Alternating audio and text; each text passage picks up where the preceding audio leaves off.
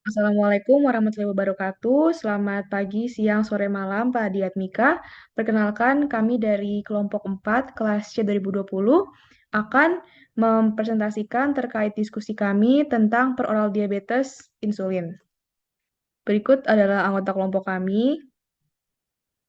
Kemudian isi dari presentasi kami ada tentang disease-nya, itu diabetes mellitus, kemudian terkait drug terapinya, nanoparticle type, material, dan eh, targeting approach. Selanjutnya, yang pertama terkait disease. Definisi menurut American Diabetes Association atau ADA tahun 2019, DM atau diabetes mellitus merupakan suatu kelompok penyakit metabolik dengan karakteristik hiperglikemia yang terjadi karena kelainan sekresi insulin, kerja insulin atau kedua-duanya. Berikut ini juga ada range normal dari parameter-parameter untuk diabetes mellitus. Kemudian untuk klasifikasinya ada DM tipe 1, tipe 2, tipe lain, dan juga yang gestasional. Kalau yang tipe 1 itu dia terjadi karena destruksi sel beta, umumnya menjurus ke defisiensi insulin absolut, autoimun, dan idiopatik. Kemudian kalau yang tipe 2, dia disebabkan oleh resistensi insulin, namun dalam perjalanan penyakit dapat terjadi gangguan sekresi insulin yang progresif. Kemudian untuk yang tipe lain, ini biasanya dikarenakan sindroma diabetes monogenik seperti MODY dan juga lain-lainnya. Kemudian WHO memprediksikan kenaikan jumlah penyandang diabetes di Indonesia dari 8,4 juta pada tahun 2000 menjadi sekitar 21,3 juta pada tahun 2030. Laporan statistik dari International Diabetes Federation atau IDF memperkirakan sedikitnya terdapat 463 juta orang pada usia 20 sampai 79 tahun di dunia yang menderita DM pada tahun 2019. Kemudian untuk faktor resiko dan kriteria diagnosis diabetes mellitus tertera pada gambar di bawah ini. Jadi untuk usianya biasanya lebih dari 45 tahun, kemudian juga ada riwayat penyakit keluarga terkait DM tipe 2, overweight, dan lain-lain. Kemudian untuk kriteria diagnosisnya bisa dilihat dari A1C-nya, kemudian dari GDP-nya, dari 2-hour plasma glucose, dan lain-lain. Untuk tujuan terapinya sendiri, tujuan utamanya adalah untuk mencegah atau menunda perkembangan komplikasi mikro dan makrovaskular jangka panjang. Untuk tujuan tambahan terapi DM, itu meringankan gejala hiperglikemia, meminimalkan hipoglikemia dan efek samping lainnya, meminimalkan beban pengobatan, dan mempertahankan kualitas hidup. Untuk manajemen terapinya, pertama, terkait kontrol glukosanya, yaitu dari makanan dan pola makan, olahraga, dan medikasi. Kemudian juga mengobati kondisi terkait seperti dislipidemia, hipertensi, obesitas, dan penyakit kardiovaskular, dan juga screening untuk mengelola komplikasi diabetes. Kemudian untuk DM tipe 1 itu dosis awal untuk inisiasinya diberikan 0,4 sampai 1 unit per kilogram per hari dari total insulin. Kemudian dosisnya sendiri dibagi menjadi dua, 50% sebagai insulin basal dan 50% lagi sebagai insulin prandial. Kemudian ini juga ada area-area lokasi penyuntikan insulin. Kemudian untuk regimennya itu ada dua jenis untuk yang tipe 1. Jadi ada yang multiple komponen dan ada yang terdiri dari 2 injeksi. Kalau yang multiple komponen, ini dia biasanya satu itu yang long acting insulin untuk yang basal glycemic coverage, terus 3 injeksi yang rapid acting. Untuk yang regimen yang kedua, ini biasanya terdiri dari 2 injeksi, ada yang intermediate acting dan juga rapid acting. Kemudian ini untuk algoritma terapinya, jadi untuk insulin sendiri itu dilihat dari A1C-nya. Kalau misalnya dia masih kurang dari 7,5% diberikannya monoterapi. Kalau sudah lebih dari 7,5% diberikannya dual terapi atau triple terapi kalau misalnya dual terapi tidak mempan. Kemudian kalau misalnya triple terapi tidak mempan diberikan insulin. Kemudian ini juga ada eh, dosis-dosisnya. Ini lanjutan dari dosisnya dan juga dari obat-obatannya. Kemudian yang selanjutnya ada direct drug therapy yaitu insulin oral. Jadi direct drug therapy itu mengacu pada penggunaan obat-obatan untuk mengobati penyakit maupun kondisi tertentu. pada kasus ini digunakan adalah insulin sebagai pembentukan diabetes. Nah, tujuan dari drug therapy sendiri bukan insulin pada penyakit diabetes adalah mengontrol kadar gula darah. Nah, kemudian penjelasan insulin sendiri adalah merupakan metabolisme glukosa tubuh. Dan pada pasien diabetes ini tubuh tidak dapat memproduksi insulin atau tubuh mengalami resistensi insulin sehingga diperlukan adanya terapi insulin. Nah, untuk penggunaan insulin pada orang sendiri itu belum disetujui untuk digunakan secara komersial, namun insulin oral dengan nanopartikel sedang dipelajari untuk lanjut ke vaksin. Kemudian ada manfaat dari insulin pada oral sendiri adalah mengobati diabetes. Dan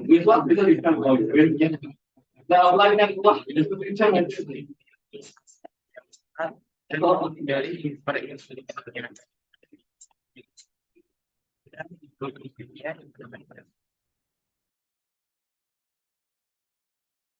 kemudian hambatannya pemberian insulin secara awal menjadi tanaman yang besar utama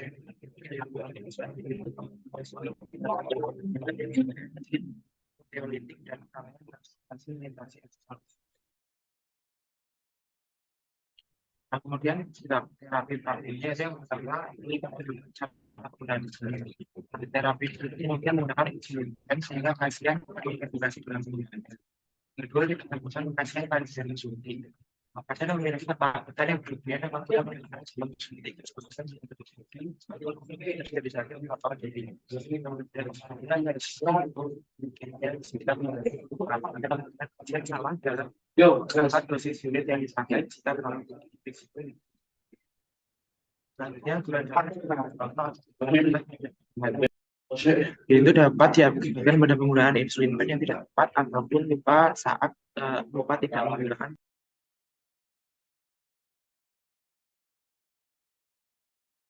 Next.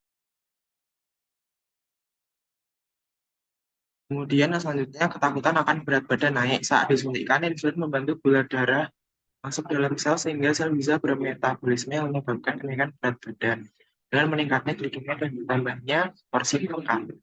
Selanjutnya ada timbul infeksi karena jarum suntik. Infeksi disebabkan oleh penggunaan jarum yang tidak higienis. Tidak teratur mengganti jarum suntik bisa memperbanyak bakteri dan kuman di alat medis tersebut sehingga resiko infeksi semakin besar.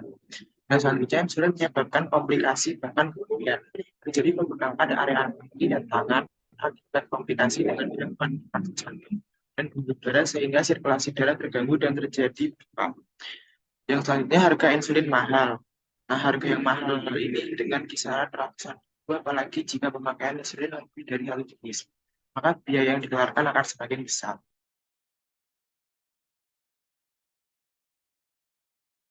Kemudian ada tipe nanopartikel. Next. Yang pertama itu polimer nanopartikel. Insulin per oral dapat dibuat dengan menggunakan nanopartikel berbasis polimer. Yang polimer yang digunakan adalah PGLA. Nanopartikel ini memiliki ukuran yang sangat kecil, sekitar 100 nano atau lebih kecil, sehingga dapat mudah larut dalam cairan dan stabil pada pH lambung. Untuk mekanismenya itu nanopartikel insulin masuk ke dalam saluran pencernaan dan kemudian larut dalam cairan lambung. Setelah larut, insulin terlepas dan nanopartikel kemudian diserap oleh usus-usus halus. Insulin kemudian masuk ke dalam aliran darah dan diangkut ke sel-sel tubuh yang akan digunakan sebagai sumber energi. Kemudian yang kedua adalah liposom nanopartikel. Liposom merupakan salah satu jenis pengangkut yang bagus dan paling aman di antara pengangkut lainnya. Liposom bersifat kompatibel dan mudah terurai sehingga mampu meningkatkan kestabilan suatu obat. Untuk mekanismenya itu insulin dimasukkan ke dalam liposom, sebuah bola kecil di inti partikel nano. Kenapa bentuknya bola? Karena dianggap paling mudah masuk ke dalam target karena kalau bentuknya bola. Kemudian liposom dilapisi dengan 11 lapisan insulin dan kitosan secara bergantian dari 3 berat molekul berbeda. Setelah masuk ke lambung, partikel nanoinsulin akan saling tolak-menolak, mengakibatkan pelepasan insulin secara lambat dari lapisan terluar dan mengarah ke dalam.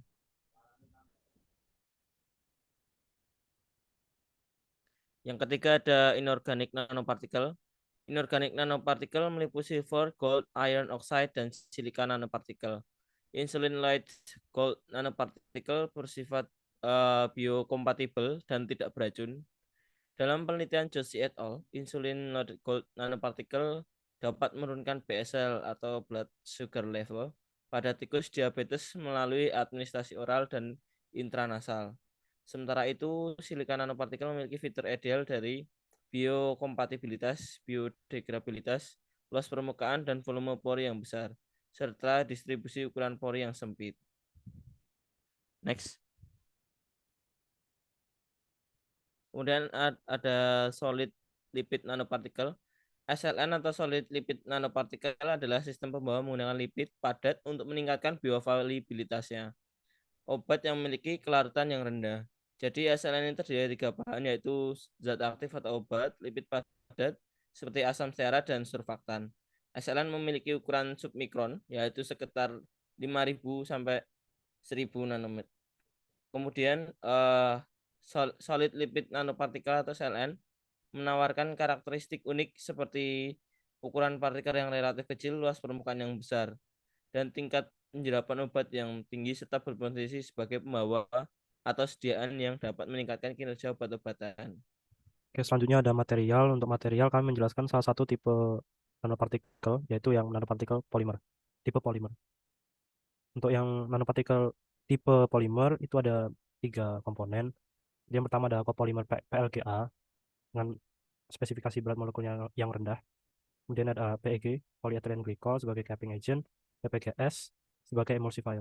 Untuk materialnya intinya adalah cara pembuatan nanopartikel tipe polimer, nanopartikel insulin tipe polimer ini adalah dengan cara penguapan cairan emulsi. Yang kemudian dengan PLGA akan membentuk emulsi water in oil. Kemudian penggunaan PEG dapat meningkatkan stabilitas protein, lalu TPGS adalah pengemulsi yang baik, yang nantinya akan meningkatkan kelarutan dan bioavailabilitas dari sediaan insulin. Next.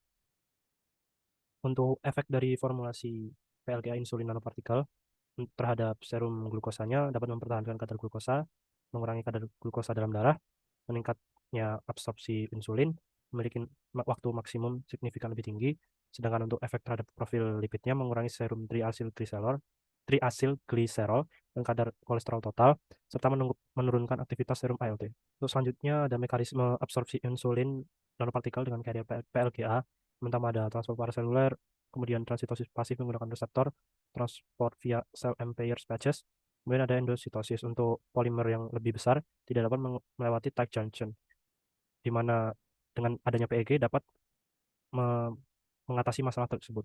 Kemudian ini semua terjadi di sel epitel intestine.